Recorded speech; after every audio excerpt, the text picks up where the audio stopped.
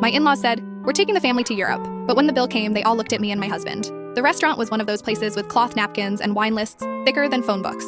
My father-in-law had insisted on it to celebrate the big announcement. 10 of us sat around that table. His parents, his 2 sisters and their husbands, his brother and us. "This is going to be the trip of a lifetime," my mother-in-law had gushed, passing around photos of villas in Tuscany on her iPad. 2 whole weeks, the entire family together. She squeezed my hand like we were best friends, though she'd spent the last 3 years calling me "what's your name" at family gatherings. Sometimes she'd just point at me and say, "Her." The waiter brought the check in a leather folder. $847 for one dinner. My father-in-law opened it, glanced at the total, then slid it directly in front of my husband. His sisters suddenly became very interested in their phones. His brother excused himself to the bathroom.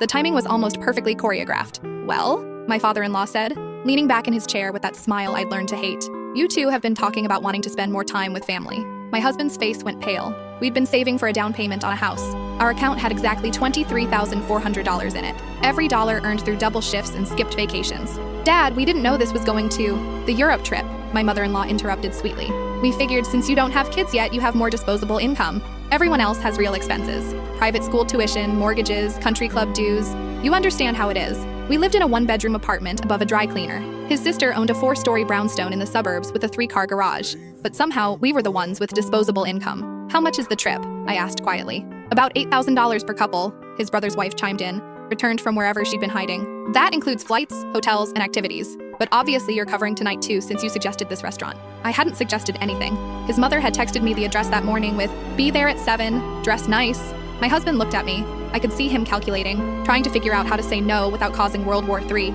But I was done calculating, done with the casual digs about us being childless and therefore less important. Done with being excluded from family photos, then being asked to split costs. Done with his mother calling me "what's your name" while expecting me to fund her entire Italian fantasy. I stood up, grabbed my purse, and pulled out my wallet. I placed exactly $80 on the table, our portion of the meal with tip, and looked at my husband. "Coming?" His family stared. His father's face turned an interesting shade of red. "You can't just..." his mother started. "We can't afford an $8,000 trip," I said simply. "We're saving for a house.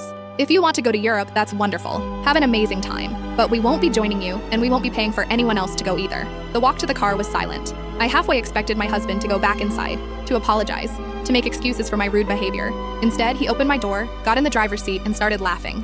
Not a nervous laugh, a real one.